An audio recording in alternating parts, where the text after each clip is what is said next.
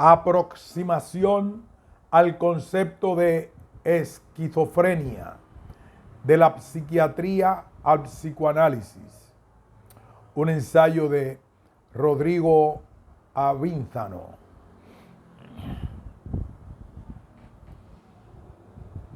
Resumen. El presente trabajo tiene como propósito interrogar el concepto de esquizofrenia tanto en el campo de la psiquiatría como en el del psicoanálisis.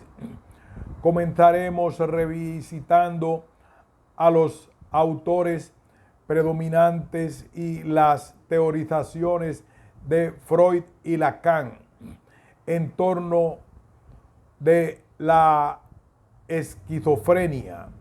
Luego compararemos los abordajes que se han hecho a partir de la década de los años 50 con los avances en psicofarmacología y en ciencias neurobiológicas. Analizaremos en particular el lugar que han tenido las alucinaciones auditivas en el tratamiento de los distintos autores. Por último, nos interesará cotejar las diferencias y similitudes prescriptas por los distintos abordajes. Este rastreo se da en el marco de un proyecto de investigación guiado por los avances de las técnicas de neuroimágenes aplicadas a los fenómenos de alucinaciones auditivas en la esquizofrenia. Orientados por dichas coordenadas, arribamos a algunas conclusiones que nos permiten caracterizar el campo problemático delimitado por el cruce interdiscursivo.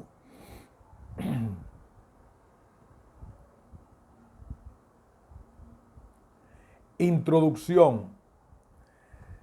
Psiquiatría fue el término escogido por Lacan a la hora de hablar de las relaciones entre psicoanálisis y la psiquiatría.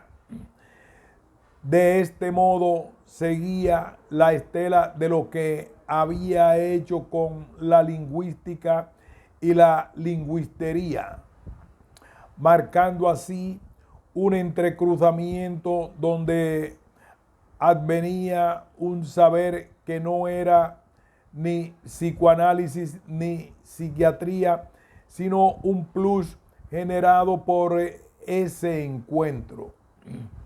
Varios años antes, en su conferencia 16ª para hablar de la relación entre psicoanálisis y psiquiatría, Freud había utilizado la metáfora en referencia a las ramas de la medicina.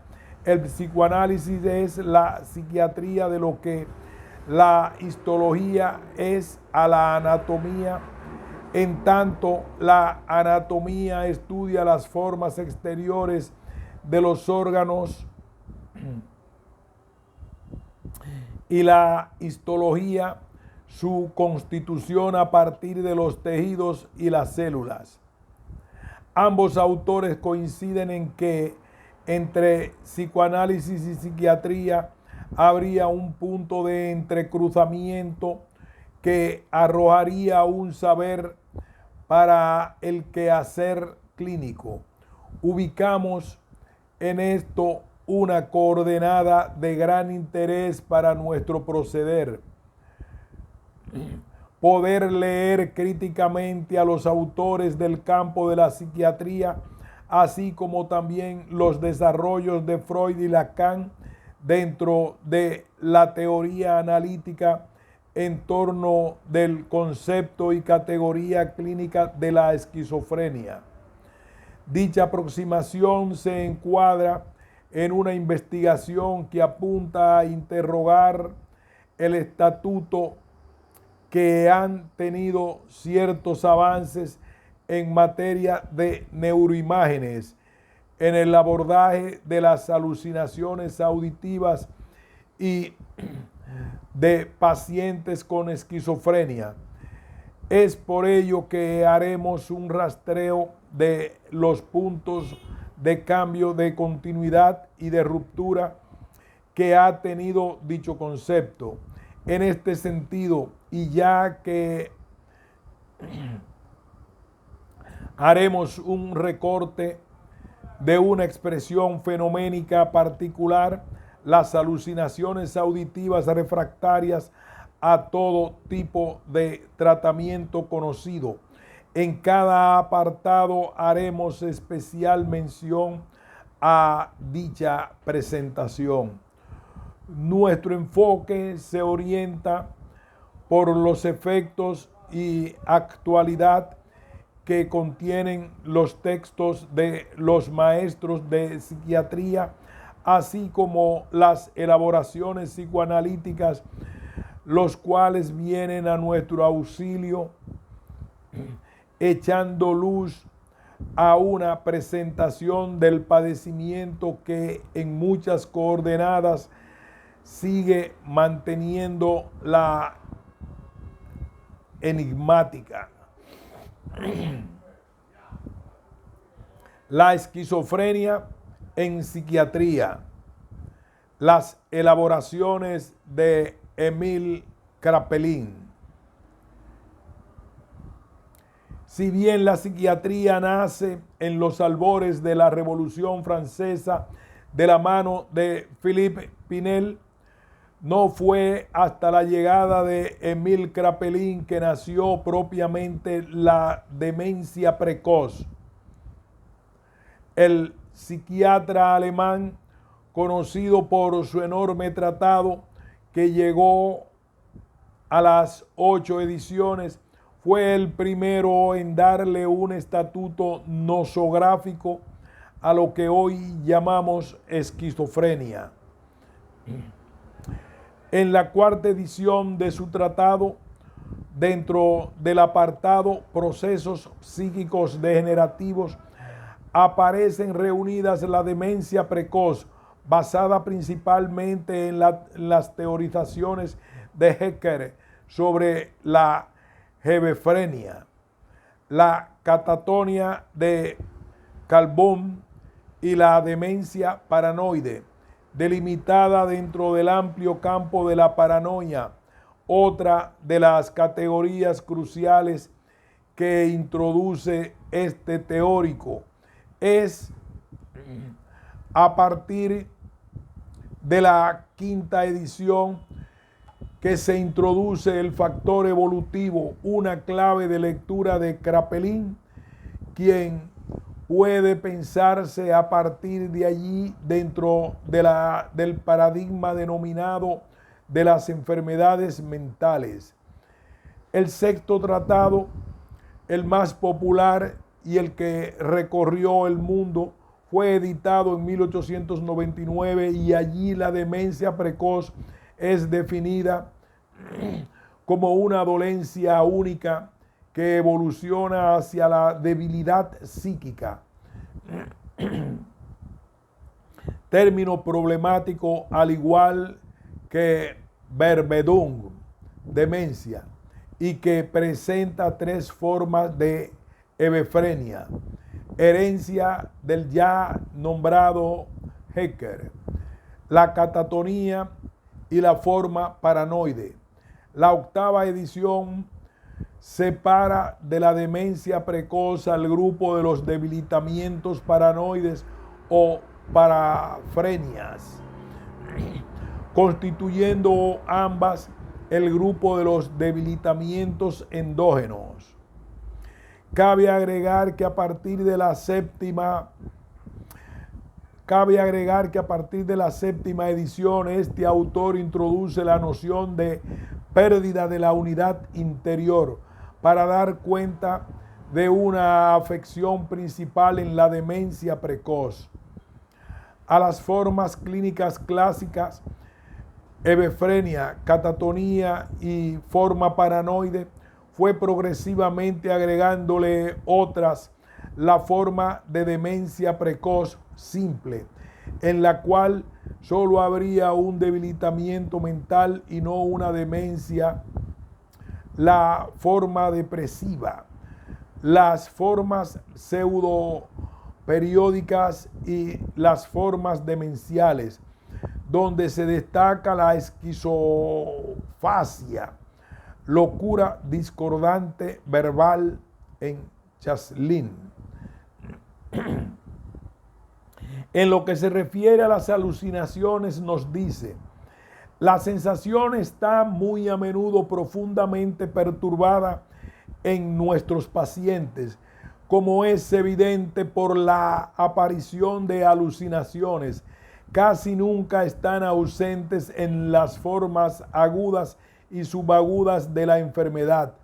Bastante a menudo ellas acompañan todo el curso de la enfermedad, pero más frecuentemente desaparecen de forma gradual para reaparecer más claramente de vez en cuando en las últimas etapas. Con mucho, las más frecuentes son las alucinaciones auditivas. Vemos las alucinaciones auditivas eran las más frecuentes y muchas veces acompañan todo el curso de la enfermedad. La esquizofrenia de la psiquiatría. Las elaboraciones de Eugene Bleuler. En 1911, Eugene Bleuler, director en Suiza de la prestigiosa clínica Burgosli, durante el periodo 1898-1927, publicaría Demencia precoz o el grupo de las esquizofrenias, escrito que marcaría toda una nueva etapa en la clínica de las psicosis.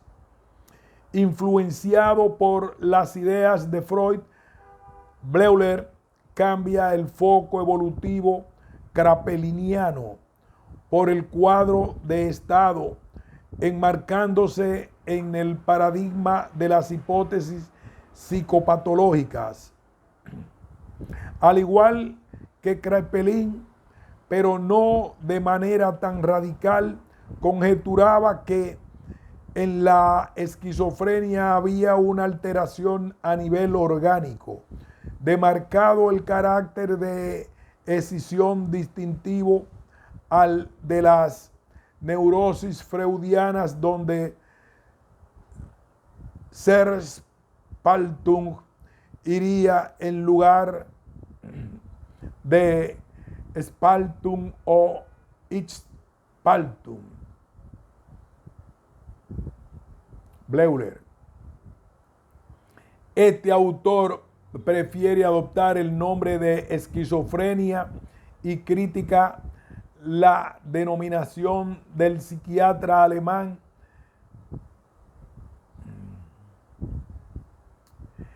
Este autor prefiere adoptar el nombre de esquizofrenia y critica la denominación del psiquiatra alemán, ya que la demencia precoz no sería una psicosis exclusiva de la gente joven, un poco sabido por Kraepelin, que ya había incluido a la hebefrenia como un tipo clínico dentro de la generalidad de la demencia precoz.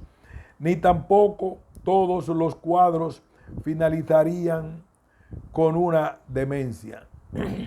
Como veremos más adelante, Bleuler se alejó del grupo de psicoanálisis de Viena en 1910 y la denominación de esquizofrenia fue un foco de discusión con el propio Freud.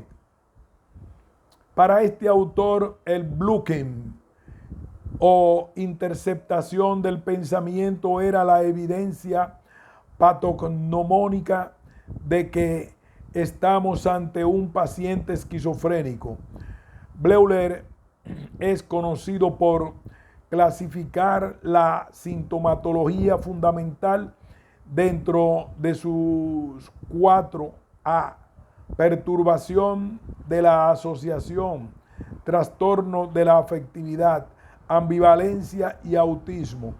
En lo que refiere a la primera, nos encontramos con el ya no.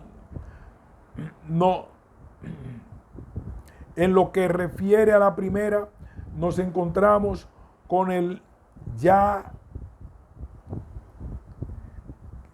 nombramos blocking, fenómeno donde el paciente se encuentra hablando en una línea argumentativa cuando de repente la interrumpe y sigue otra, sin haber percibido la intercepción. En lo que refiere a la efectividad, sabemos del embotamiento de estos pacientes y como esto toma un lugar protagónico, no hay ni agrado ni desagrado por las cosas. No hay más que indiferencia frente a casi todo lo que los rodea. La ambivalencia también es característica donde una persona puede despertar sentimientos o emociones opuestas. Por ejemplo, un paciente dice que ama y odia a su mujer al mismo tiempo. Por último, tenemos el autismo de fuerte resonancia psicoanalítica, el cual consiste en la pérdida de contacto con la realidad y en un desapego radical de todo. Bleuler ubica a las alucinaciones y delirios dentro de los síntomas accesorios del cuadro, a diferencia de las afecciones en las esferas antes nombradas. La sitúa en las fases agudas de la enfermedad y en muchos casos pueden faltar completamente. Los subgrupos que este autor propone son esquizofrenia paranoide, la catatonía, la hebefrenia y un cuarto tipo que llama esquizofrenia simple. Por ejemplo, en lo que hace a la hebefrenia, este autor difiere de la noción de Hecker, así como también de la de Kraepelin. Cambia el foco de lo juvenil a la condición de posibilidad de devenir dementes. Bleuler no le da gran relevancia a la cuestión de la edad como sí sus antecesores. La esquizofrenia en la psiquiatría. La esquizofrenia en la psiquiatría. Las colaboraciones de Eugene Minkowski.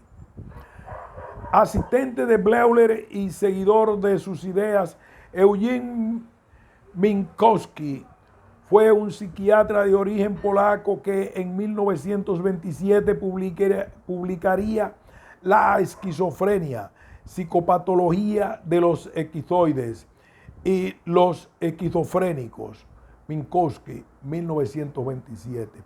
Libro que se convertiría rápidamente en un clásico del tema por el abordaje que el autor hace con el agregado a su formación psiquiátrica de las conceptualizaciones de Henry Bergson, dándole una impronta filosófica, además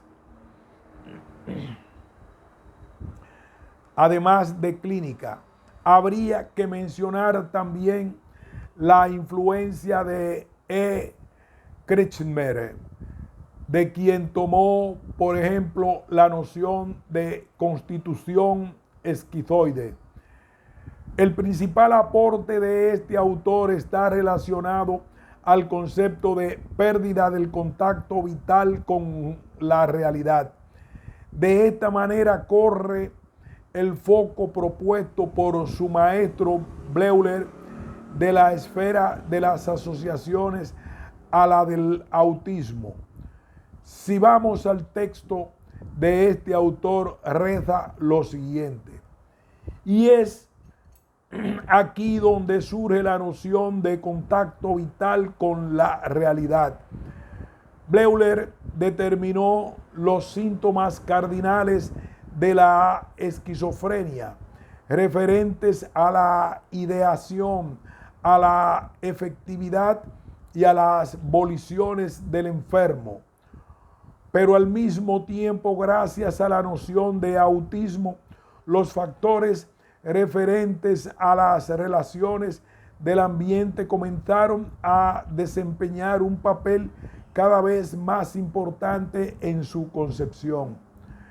La falta de fines reales y de ideas directrices, la ausencia de contacto afectivo orientaron al concepto por un camino nuevo.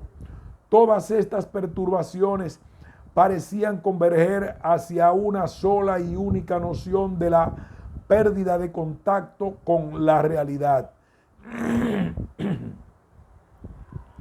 Aclaremos que Bleuler señala que existe una pérdida del contacto con la realidad, pero no se da la importancia que le da Minkowski.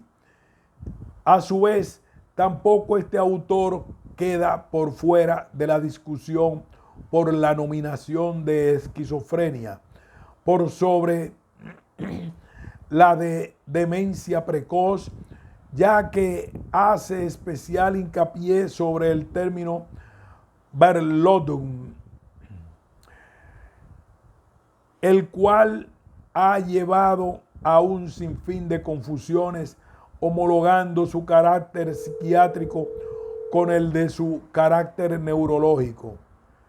Verloedung puede ser traducido al castellano como demencia, así como también enlentecimiento, idiotización, alejamiento, estupidización.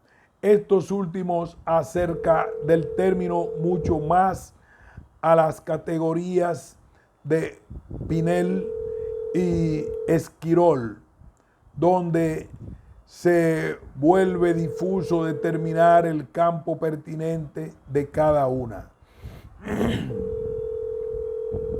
A través de estas críticas, Minkowski encuentra su brújula en la teorización y práctica con estos pacientes en la noción de autismo, que entiende como una desvinculación de la realidad acompañada de un predominio relativo o absoluto de la vida interior. Es por esto que, a pesar de sostener una posición similar a la de su maestro Bleuler en lo que hacía a una etiología orgánica, este autor demarca que la noción de pérdida del contacto vital con la realidad con la que él se propone trabajar no tiene que ver con la perturbación perceptiva u orgánica. La noción de contacto vital con la realidad, y aquí hay lugar a insistir muy particularmente en la palabra vital, no tiene nada que ver con la fisiología.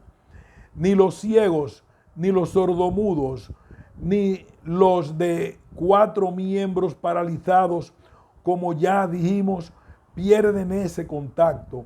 En cambio, los esquizofrénicos lo hacen sin presentar la menor perturbación ni en la sensorialidad ni en la motricidad. Debe pues tratarse de algo completamente distinto.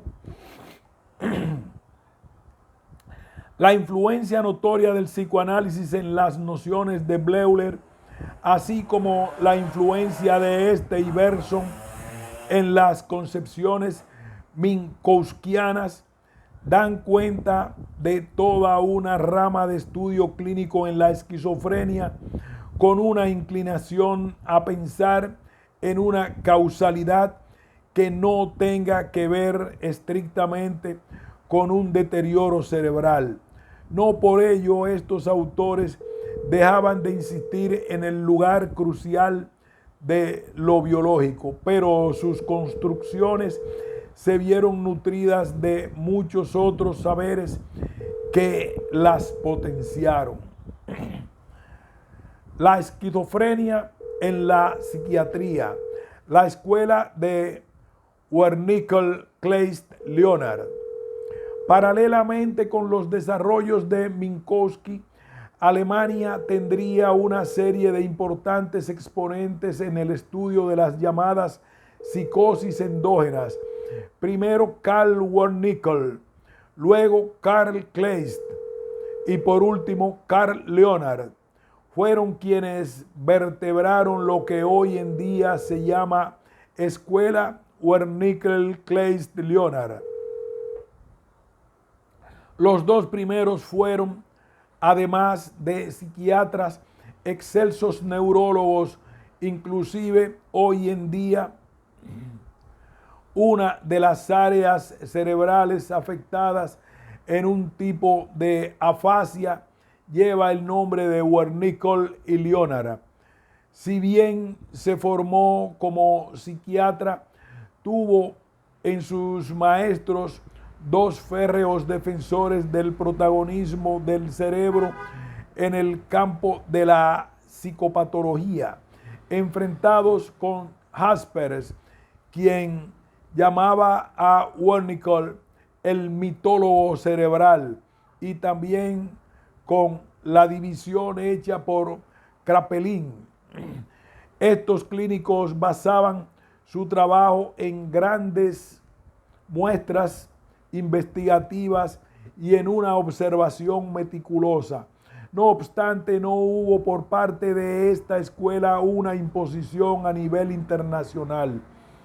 Las críticas de los ya nombrados Kraepelin y Jaspers hicieron que sus conceptualizaciones hayan quedado en un segundo plano. En 1957, Leonard publicó un tratado donde se propone llevar el estudio y la problemática de la psicosis endógenas a un paso más allá, titulado Clasificación de las psicosis endógenas y su etiología diferencial. Leonard K., 1957. Este trabajo reunía sus elaboraciones, además de las de sus maestros. Sus principales aportes se centran en la solidez de la consideración etiológica y el pronóstico, sostenidas en categorías como las de esquizofrenias asistemáticas, entre las cuales estaban la catatonía periódica, la parafrenia afectiva y la catafasia y la psicosis cicloides, comprendidas por la psicosis angustia-felicidad, la psicosis confusional excitado-inhibida y la psicosis de la motilidad hipercinético-asinética. Siguiendo a Wernicke, Leonard ubica en la teoría de la asunción el mecanismo operante en los distintos tipos de psicosis endógenas. Por una cuestión de extensión y pertinencia hemos seleccionado los autores antes nombrados dentro del corpus de la psiquiatría llamada clásica. No obstante, para una futura indagación podrían ser líneas complementarias de investigación los trabajos de Klaus Conrad y Karl Jaspers y Kurt Schneider, entre otros.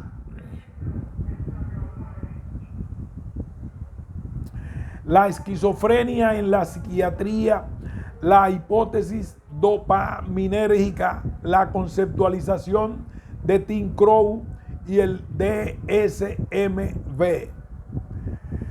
En la década de 1950 la psicofarmacología tuvo un boom con el descubrimiento de la clorpromazina a manos de P. Charpentier y la puesta en práctica de esta con pacientes esquizofrénicos por Delay y Deniker.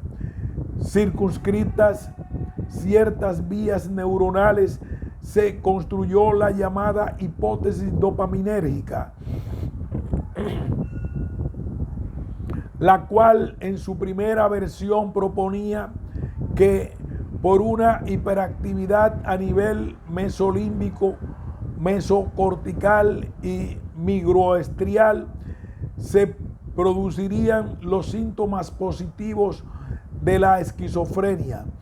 Dicha formulación de la hipótesis mostraría insuficiencias, dejando lugar a una reelaboración de la misma, la cual consistía en lo siguiente: se podía explicar muy bien todo lo que hacía la sintomatología positiva, pero no así lo que ocurría con la negativa. No habría una hiperdopaminergia en lo que hace a los circuitos involucrados en dichos síntomas. Con los nuevos instrumentos de diagnósticos por imágenes se procedió al rastreo tanto anatómico como fisiológico de posibles marcadores biológicos. Si bien aún no se ha llegado a ningún resultado concluyente, a su vez, además de las hipótesis antes desarrolladas, se ha proseguido en la vía de pensar si otros sistemas donde se pongan en juego otras áreas y otra forma de neurotransmisión puedan dar cuenta de lo que sucede en la esquizofrenia. Es por ello que nos encontramos con una hipótesis centrada en un aumento de noradrenalina y otra donde es la serotonina la que figura como protagonista. Inclusive en la última reformulación de la hipótesis dopaminérgica, los resultados arrojados por los distintos especialistas dicen que la vía dopaminérgica tendría que ver más con una desregulación propia de la psicosis y no tanto con algo específico de la esquizofrenia. Tomando la influencia de la investigación neurobiológica y psicofarmacológica, podríamos nombrar a Tim Crowe, psiquiatra británico e investigador de Oxford, quien propuso una construcción nosográfica donde la distinción entre un tipo de esquizofrenia y otro estaba dado por la respuesta que los pacientes tenían a la medicación. Los pacientes del grupo 1, síndrome tipo 1, según el autor, equivalen a la esquizofrenia aguda, donde se presentan los síntomas positivos, donde estarían las alucinaciones auditivas y son los que de alguna manera mejor responden a la medicación, a diferencia de los del segundo grupo, los cuales están ligados a los síntomas negativos y a la poca respuesta que estos presentan a la intervención farmacológica. Desde los manuales diagnósticos del estilo DSM o CIE-10, la esquizofrenia navega entre varias nominaciones distintas. Personalidades esquizotípica, personalidad esquizoide e inclusive se han desdibujado los subtipos clásicos: paranoide, catatónica, indiferenciada. Como desde su nacimiento el nombre ha sido siempre cuestión de discusión, la esquizofrenia, ex demencia precoz, en la actualidad está siendo nuevamente objeto de debate, sosteniendo que dicho rótulo estigmatizaría a los pacientes y estaría asociado a malos pronósticos. Algunas opciones posibles han sido trastornos de integración, trastorno de desregularización de la dopamina, síndrome de notabilidad, entre otros. La Sociedad Psiquiátrica de Japón ya lo ha hecho y habla ahora de un trastorno de coordinación, en vez del término de raíz bleuleriana, apostando a que dicha modificación tenga un efecto terapéutico. La esquizofrenia en el psicoanálisis, las teorizaciones de Sigmund Freud. En lo que refiere al psicoanálisis, tanto Freud como Lacan se ocuparon de la esquizofrenia. Si bien fue el segundo quien se adentró en el trabajo clínico desde el campo de la psicosis, ya desde su tesis doctoral de 1931, el primero teorizó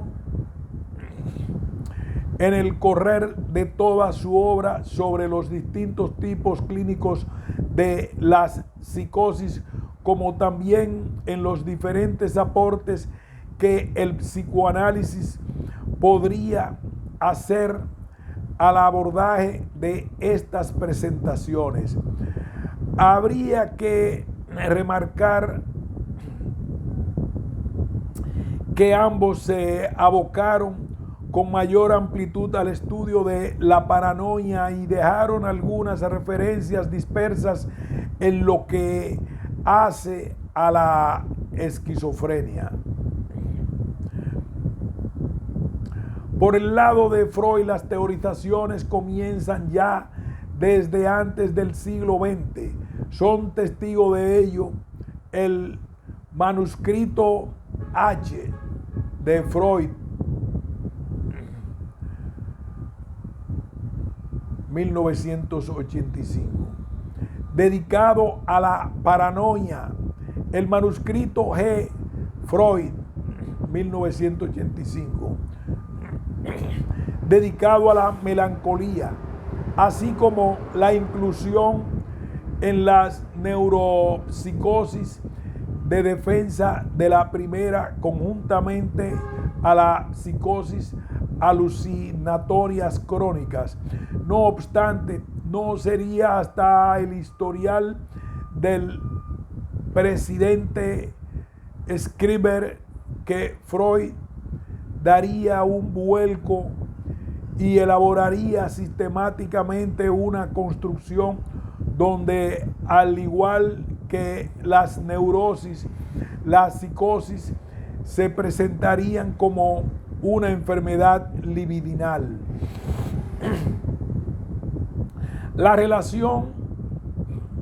En relación a la esquizofrenia, Freud mantuvo un abundante diálogo e intercambio con Jung hasta el momento de su ruptura. Freud y Jung, 1978. Y probablemente influido por ello, discute con Bleuler el nombre proponiendo parafrenia. Sigmund Freud, 1911. Si bien luego sería el psiquiatra suizo quien ganaría dicha contienda. Recordemos que Freud propone un diagnóstico mixto para el presidente, ya que presenta tanto rasgos paranoicos como esquizofrénicos, obstaculizado por una serie de presentaciones reacias a la transferencia. Freud construye el concepto de narcisismo y da cuenta cómo algunas presentaciones tienen un carácter amurado y no permiten la intervención mediante el dispositivo clásico del psicoanálisis. Hablaba aquí de neurosis narcisistas y de transferencia, pero más adelante diferenciaría también las neurosis narcisistas de las psicosis y las neurosis propiamente dichas.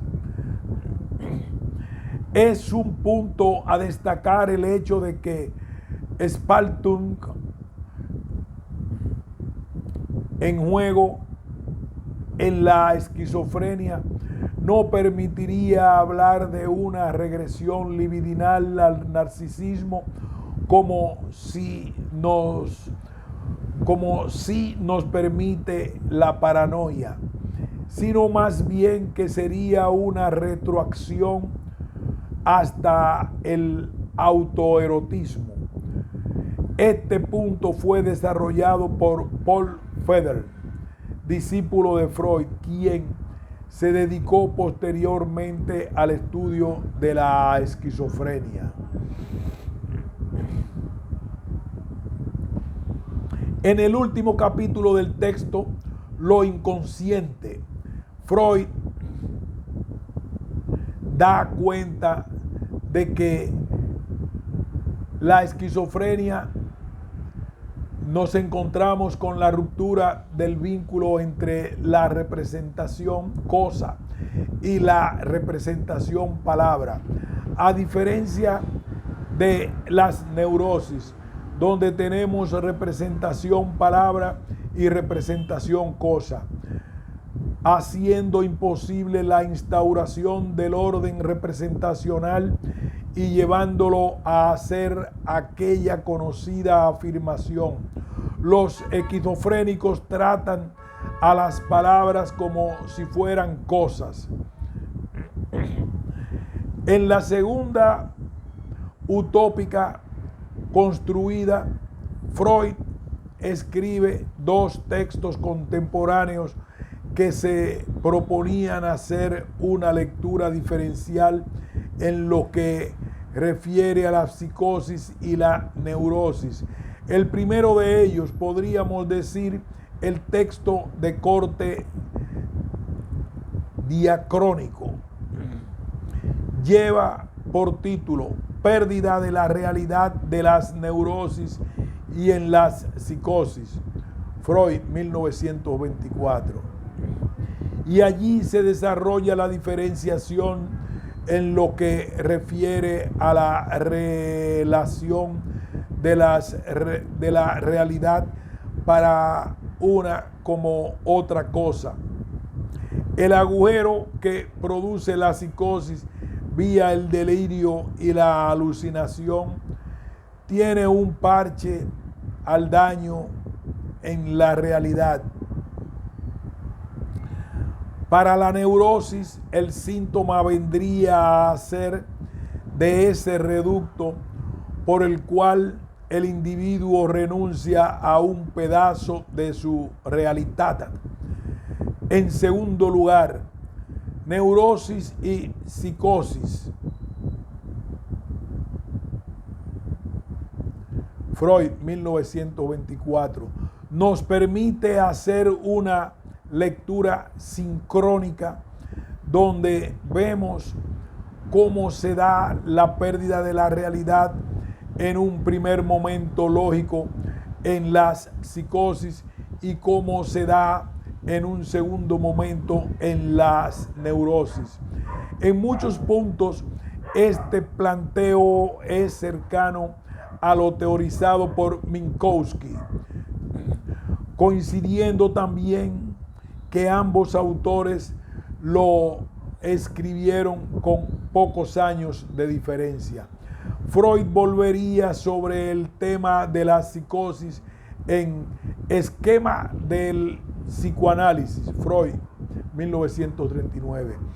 Y lo emparentaría, como gustaba de hacerlo, con el sueño.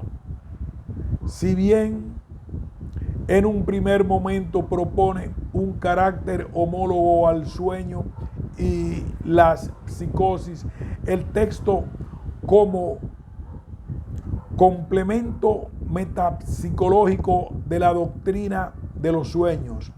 Freud, 1917, se distancia de la idea, aunque en esta última parte de la obra la retoma. Habría que agregar aquí que el ya nombrado Minkowski también se dedicó al estudio de la relación del sueño y la esquizofrenia. Minkowski y colaboradores, obra citada. La esquizofrenia en el psicoanálisis. Las teorizaciones de Jacques Lacan.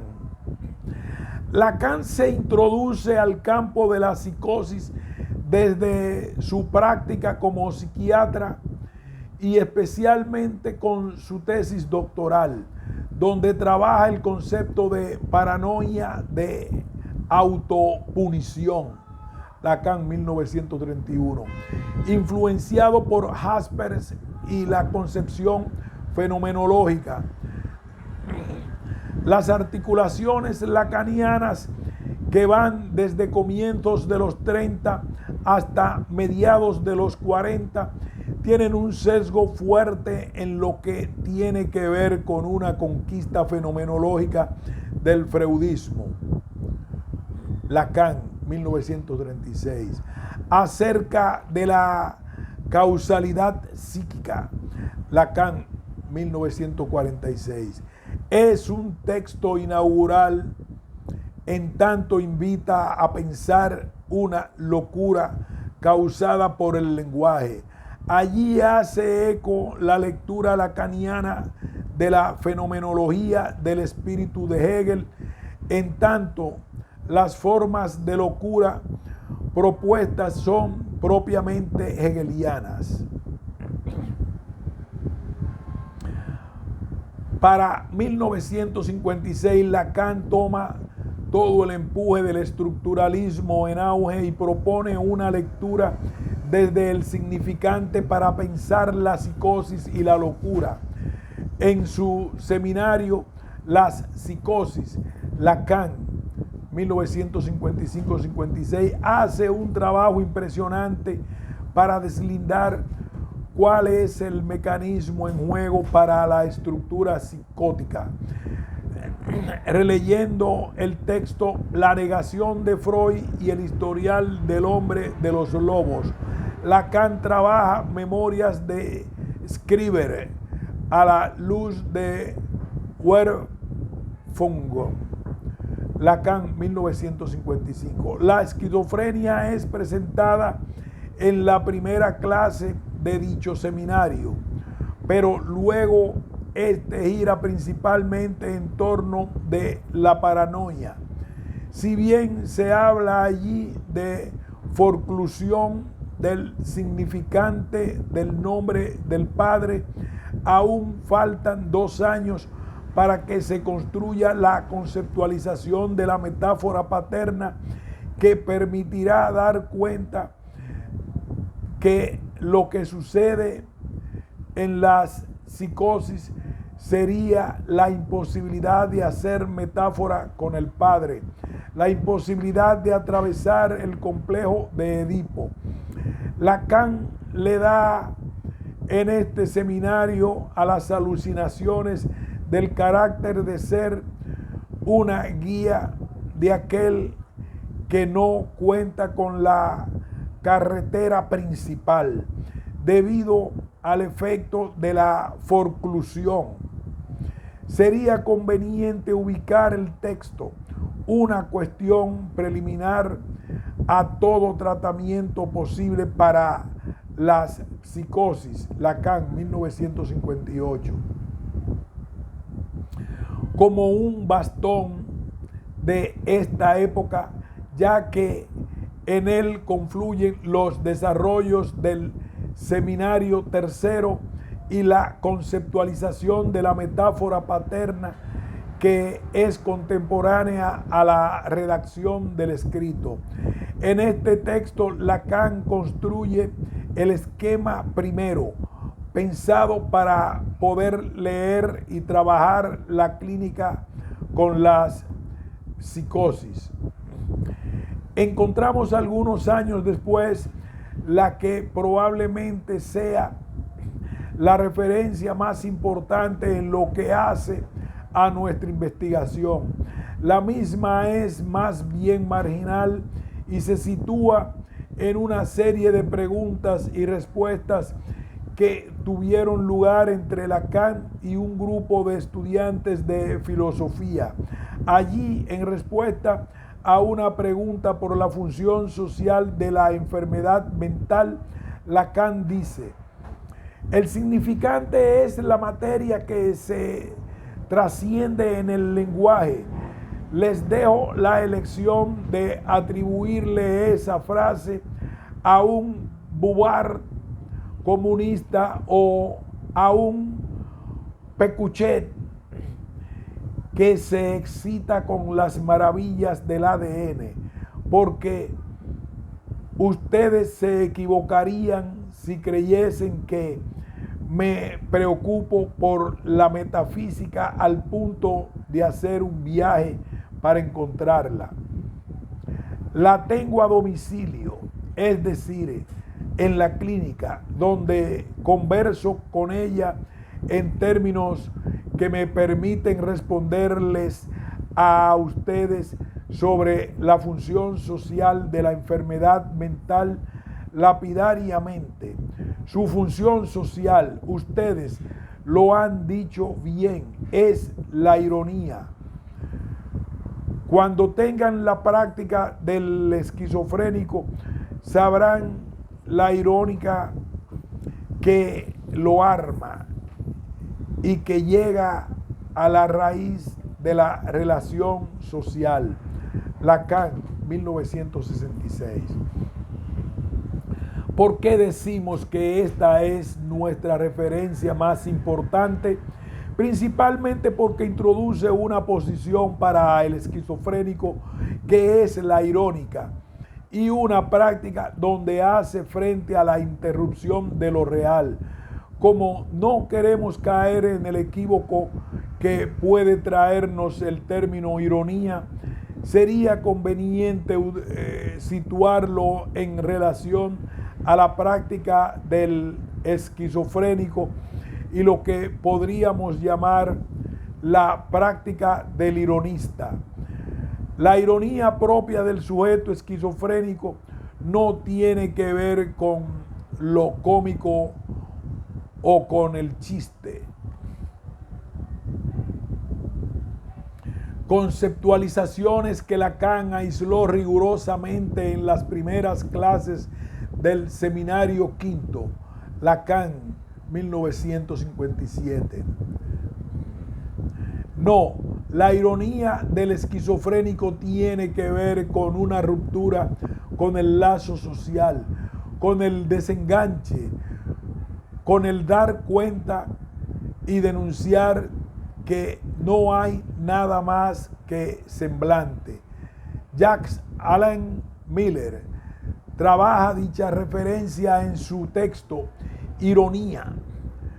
Miller, 1993, donde propone que es el irónico el que dice: el otro no existe, es una estafa, el neurótico se deja engañar.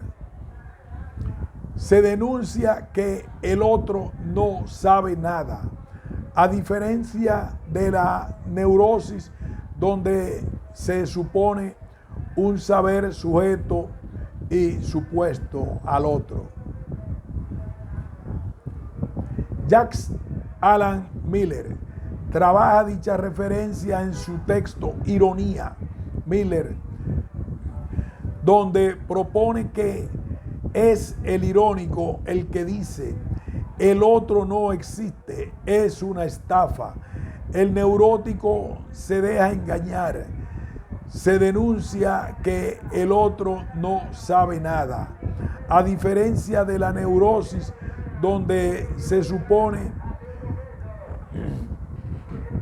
un saber sujeto y supuesto al otro. En lo que hace a la elección del sujeto esquizofrénico, es probablemente en el entrecruzamiento de la referencia de Lacan con la conceptualización de ironía de Søren Kierkegaard, que llegaremos a lo que está más relacionado con nuestra investigación. Es así que podemos deslindar lo propio de la práctica irónica del esquizofrénico y lo que hace a la práctica del ironista kierkegaardiano, Alomo M. 2013. Para comenzar, debemos decir que tanto la práctica irónica del ironista como la del esquizofrénico van contra el lazo social. También ambas prácticas buscan poner algo al descubierto y tienen la marca del ensimismamiento, así como también de la nada y la vacuidad. El ironista pone su práctica a funcionar por aburrimiento, generando una suerte de discontinuidad. No podríamos afirmar lo mismo en el caso de la ironía esquizofrénica, ya que no sabemos si el aburrimiento es sentido como tal. En lo que hace a la cuestión de la práctica, es Kierkegaard quien, siguiendo la definición de Hegel de la ironía como potencia negatriz, insiste en que la ironía es eminentemente práctica.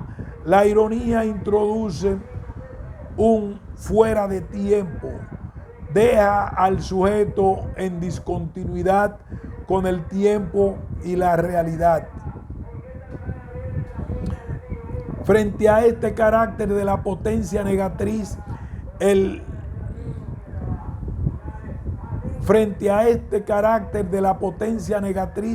y siguiendo a Lacan, Alomo nos dice que en lo que hace a la ironía esquizofrénica se pone en juego una libertad negativa, donde hay una palabra en la batería significante que ha renunciado a hacerse reconocer. Es sabido que Sócrates ha sido pensando como un ironista por más de un estudioso de su obra. En lo que concierne a su decisión, nuevamente Hegel y Kierkegaard tienen posiciones encontradas. Mientras el primero plantea que la aceptación de la cicuta por parte de Sócrates estaba del lado de la ironía del sujeto, el segundo lo ubica como una ironía del mundo, remarcando cómo la polis quiso borrarlo. He aquí el punto importante: ironía del sujeto o del mundo. El efecto que ello tuvo en Sócrates tiene que ver con su práctica como ironista, en tanto se pone en juego la intencionalidad. Esto no podríamos pensarlo para la práctica irónica del esquizofrénico, donde no podríamos hablar de intencionalidad. Lacan, en su referencia antes mencionada, sitúa que el esquizofrénico está fuera del discurso y ataca radicalmente el lazo, el goce, en la práctica esquizofrénica se encuentra desregulado, mientras que en lo que hace a la práctica del ironista, el goce puede fijarse, ya que éste se mantiene con un pie dentro del discurso. Figuras ilustres como Borges o el Don Juan de Diario de un Seductor pueden pensarse como ironistas, no esquizofrénicos, sino ironistas. Conclusiones. La esquizofrenia ha sido abordada desde diferentes enfoques y teorizaciones. Si bien muchas características propias de esta presentación han variado, muchas otras se han mantenido. Probablemente las distintas discusiones en torno de cómo denominarla y en qué campo ubicarla permanecen actuales.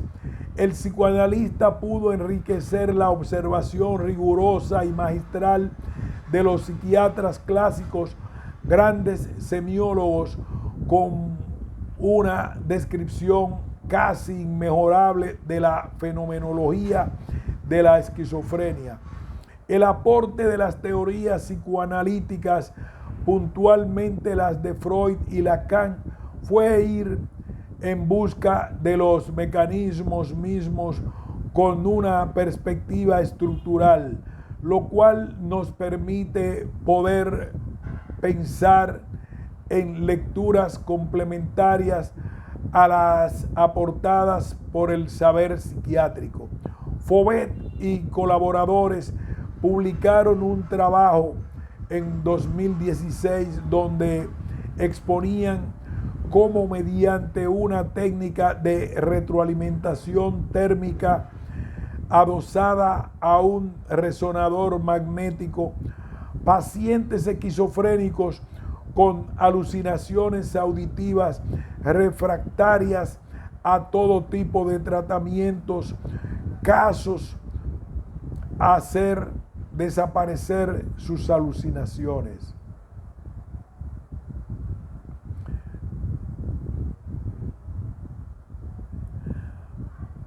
Fauvet y colaboradores publicaron un trabajo en 2016 donde exponían cómo mediante una técnica de retroalimentación térmica adosada a un resonador magnético, pacientes esquizofrénicos con alucinaciones auditivas refractarias a todo tipo de tratamiento antes conocido lograban dominar y hasta en algunos casos hacer desaparecer sus alucinaciones.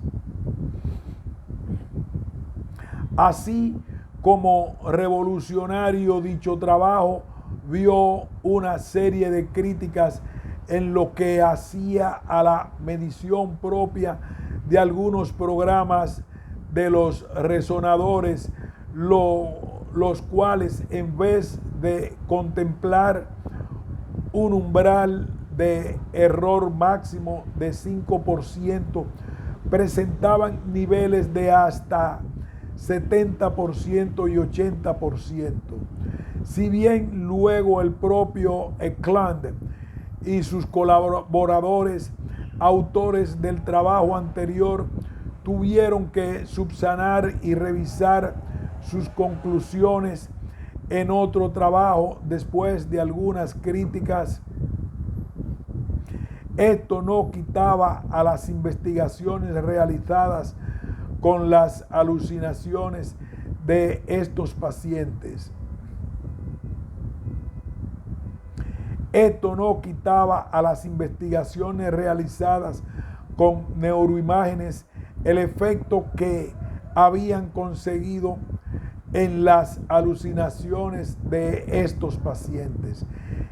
Esta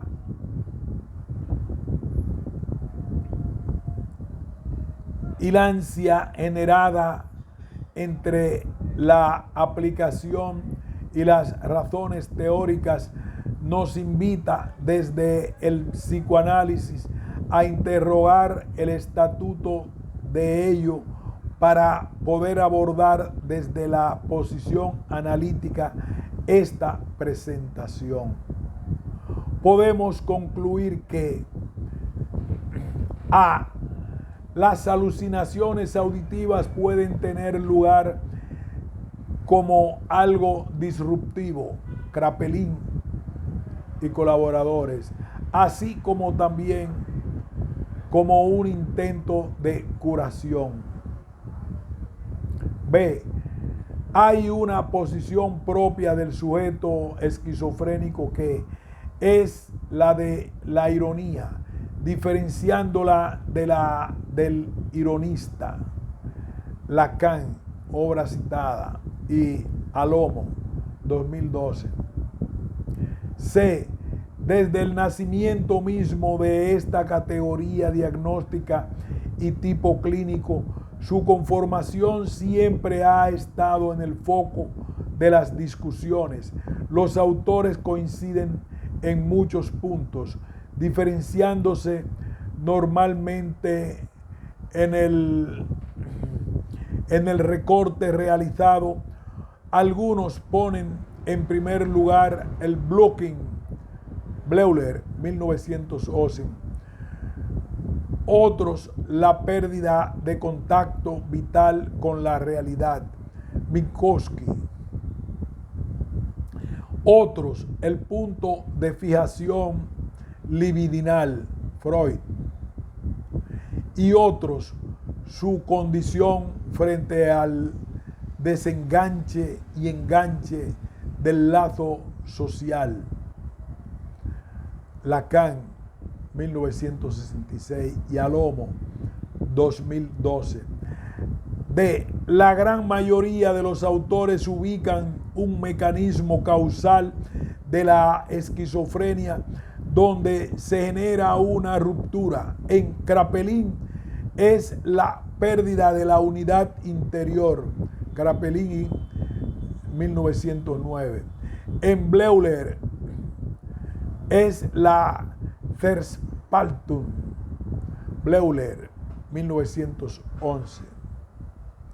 En Minkowski es la pérdida del contacto vital con la realidad, Minkowski, 1927. En Leonard, siguiendo a Wernicke, es la teoría de la sejunción, Leonard, 1957. En Freud es la ruptura generada entre la representación cosa y la representación palabra, Freud, 1915. Y en Lacan es la posición y defensa irónica, Lacan, 1966.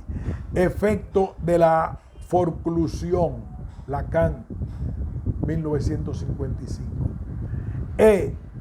Para hacer un abordaje efectivo y riguroso a la luz de las investigaciones en neuroimágenes con pacientes esquizofrénicos, Fauvet y colaboradores, es elemental hacer un rastreo del concepto en vías del trabajo investigativo en relación a la categoría esquizofrenia. F. No se han encontrado pruebas concluyentes en relación a un basamento orgánico causal de la esquizofrenia. Continúan aún las posturas contrapuestas de quienes estaban y están a favor de una causalidad orgánica. Kraepelin, 1909. Bleuler y colaboradores, Leonard, 1957. Crow, 1985. Y quienes apuestan a una causalidad psíquica, Lacan, 1946. Otros autores apuestan a un fuerte protagonismo de lo psíquico, pero sin descuidar el carácter orgánico en juego. Minkowski y colaboradores. Freud, 1939. Fin de este ensayo.